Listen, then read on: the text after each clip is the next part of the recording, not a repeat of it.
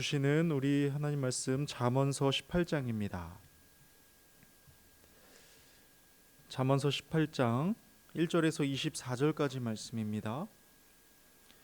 잠언서 18장 1절에서 24절까지 말씀 한 절씩 교독하시고 마지막 절 합독하시겠습니다. 무리에게서 스스로 갈라지는 자는 자기 소욕을 따르는 자라 온갖 참 지혜를 배척하느니라. 미련한 자는 명철을 기뻐하지 아니하고 자기의 의사를 드러내기만 기뻐하느니라. 악한 자가 이를 때에는 멸시도 따라오고 부끄러운 것이 이를 때에는 능욕도 함께 오느니라. 명철한 사람의 입은 마른 깊은 물과 같고 지혜의 샘은 솟구쳐 흐르는 내와 같으니라. 악인을 두둔하는 것과 재판할 때에 의인을 억울하게 하는 것이 선하지 아니하니라. 미련한 자의 입술은 다툼을 일으키고 그의 입은 매를 자청하느니라. 미련한 자의 입은 그의 멸망이 되고 그의 입술은 그의 영혼의 그물이 되느니라. 남의 말을 좋아하는 자의 말은 별식과 같아서 뱃속 깊은 데로 내려가느니라. 자기의 일을 게을리하는 자는 패가하는 자의 형제니라. 여호와의 이름은 견고한 망대라. 의인은 그리로 달려가서 안전함을 얻느니라. 부자의 재물은 그의 견고한 성이라. 그가 높은 성벽같이 여기느니라. 사람의 마음의 교만은 멸망의 선봉이요 겸손은 종기의 길잡이니라. 사연을 듣기 전에 대답하는 자는 미련하여 욕을 당하느니라. 사람의 심령은 그의 병을 능히 이기려니와 심령이 상하면 그것을 누가 일으키겠느냐. 명철한 자의 마음은 지식을 얻고 지혜로운 자의 귀는 지식을 구하느니라. 사람의 선물은 그의 길을 넓게 하며 또 존귀한 자 앞으로 그를 인도하느니라. 송사에서는 먼저 온 사람의 말이 바른 것 같으나 그의 상대자가 와서 밝히느니라. 제비 뽑는 것은 다툼을 그치게 하여 강한 자 사이에 해결하게 하느니라. 노엽게 한 형제와 화목하기가 견고한 성을 취하기보다 어려운즉 이러한 다툼은 산성 문빗장 같으니라. 사람은 입에서 나오는 열매로 말미암아 배부르게 되나니 곧 그의 입술에서 나는 것으로 말미암아 만족하게 되느니라. 죽고 사는 것이 혀의 힘에 달렸나니 혀를 쓰기 좋아하는 자는 혀의 열매를 먹으리라. 아내를 얻는 자는 복을 얻고 여호와께 은총을 받는 자니라. 가난한 자는 간절한 말로 구하여도 부자는 엄한 말로 대답하느니라. 많은 친구를 얻는 얻는 자는 해를 당하게 되거니와 되거니와 어떤 친구는 형제보다 친밀하니라. 아멘. 한 작가가 이런 말을 합니다. 우리는 말의 홍수 속에 살고 있다. 무슨 뜻일까요? 잘 들어보면 대화의 홍수가 아닙니다.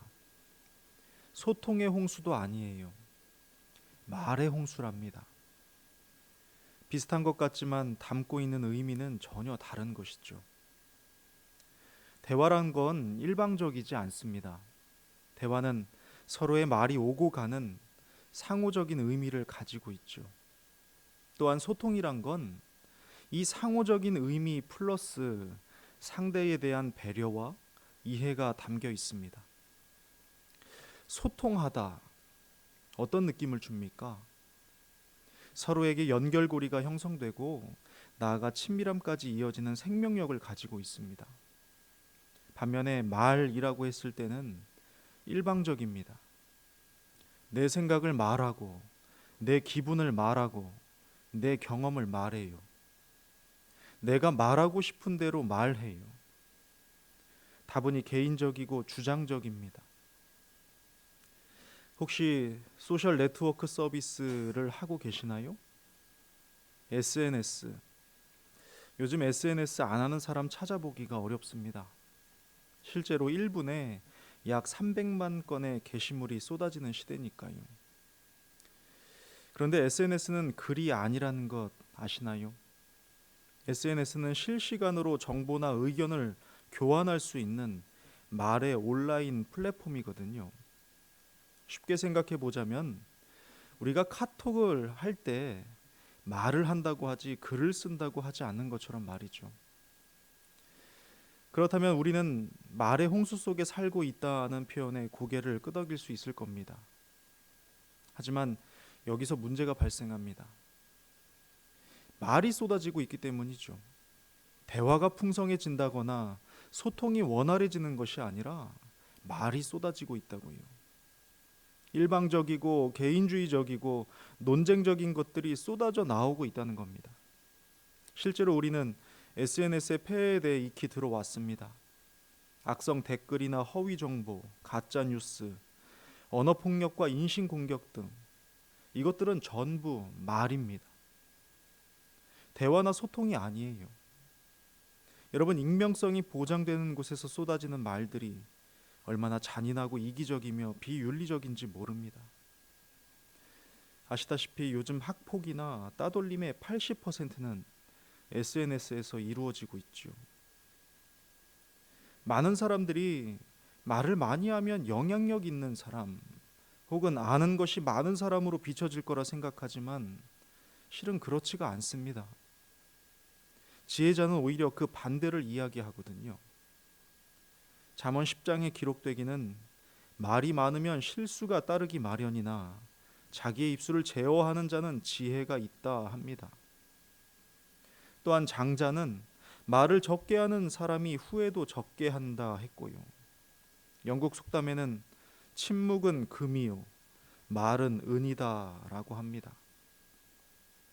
뿐만 아니라 오늘 본문에서는 말과 인격의 연관성을 가르쳐 줍니다. 지혜자는 우리의 말이 단순한 의사 전달의 도구가 아니라 우리의 인격을 형성하고 드러내는 거울이며 동시에 타인의 삶에 깊은 영향을 미치는 통로임을 말씀하고 있죠. 그래서 지혜자는 말을 쏟아내는 자들을 가리켜 교만한 자라 일컫습니다. 12절입니다. 사람의 마음의 교만은 멸망의 선봉이요 겸손은 존귀의 길잡이니라. 일방적이고 이기적이고 논쟁적인 말을 쏟아내는 사람들, 기록된 말씀 그대로 사람은 마음에 있는 것을 입으로 내놓으니 이들의 마음은 교만으로 채워져 있는 겁니다. 교만의 첫 신호가 바로 자기 중심적인 말버릇이기 때문이죠. 2절입니다. 미련한 자는 명철을 기뻐하지 아니하고 자기의 의사를 드러내기만 기뻐하느니라. 그렇습니다.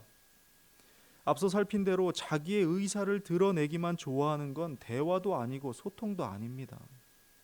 여기에는 생명력이 없습니다.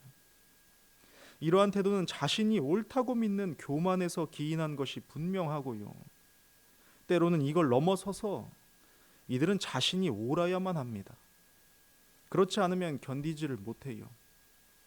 그래서 자꾸 싸우려 들고 불필요한 논쟁을 끌어내고 남의 말을 즐겨하며 분열을 조장하고 상처를 내고 타인을 깎아내리죠. 그런데 이 교만한 태도의 결과에 대해서 성경은 이렇게 말씀하고 있습니다. 6절부터 보겠습니다. 미련한 자의 입술은 다툼을 일으키고 그의 이입은 매를 자청하느니라. 이어 7절과 8절입니다. 미련한 자의 입은 그의 멸망이 되고 그의 입술은 그의 영혼의 그물이 되느니라. 남의 말하기를 좋아하는 자의 말은 별식과 같아서 뱃속 깊은 데로 내려가느니라 합니다. 이들은 매를 자청하는 인생이랍니다. 그리고 내뱉은 말이 자신에게로 돌아와 결국 멸망의 올무가 된다고 말씀합니다. 나아가 별식처럼 즐겨하던 말은 독이 되어 내면을 파괴하는 지경에 이르게 된다는 것이죠. 사랑하는 여러분, 오늘 본문은 우리에게 분명하게 말씀하고 있습니다. 말은 내게로 돌아옵니다.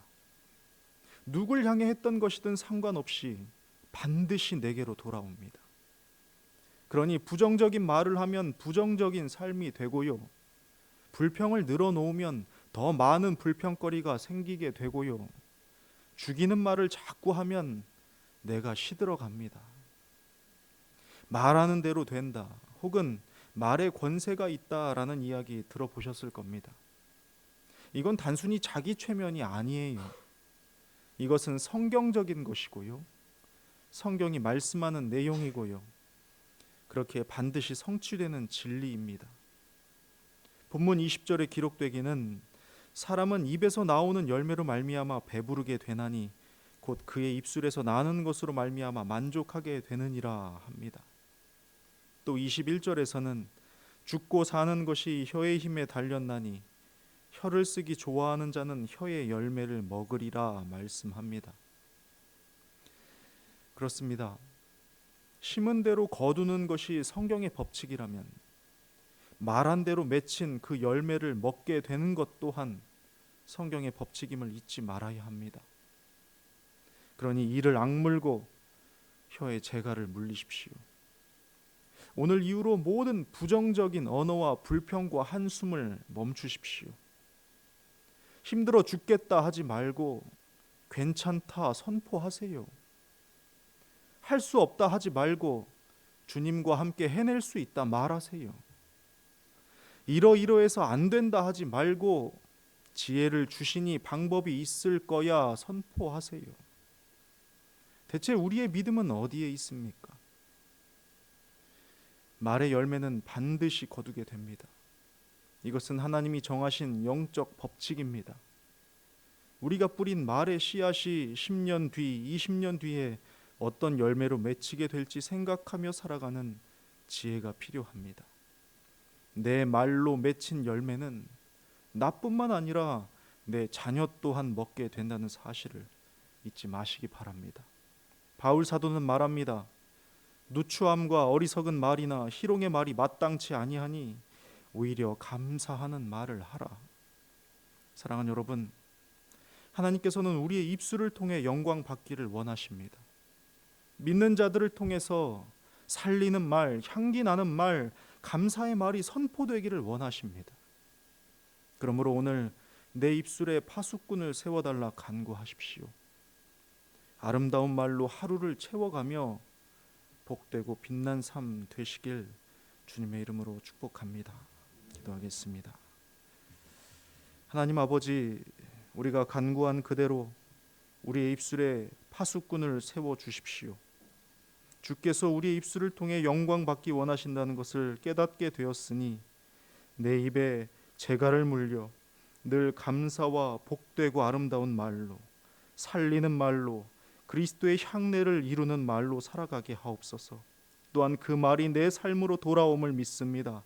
그 아름다운 삶으로 우리의 걸음을 인도하여 주시옵소서. 감사드리며 예수 그리스도의 이름으로 기도드립니다. 아멘.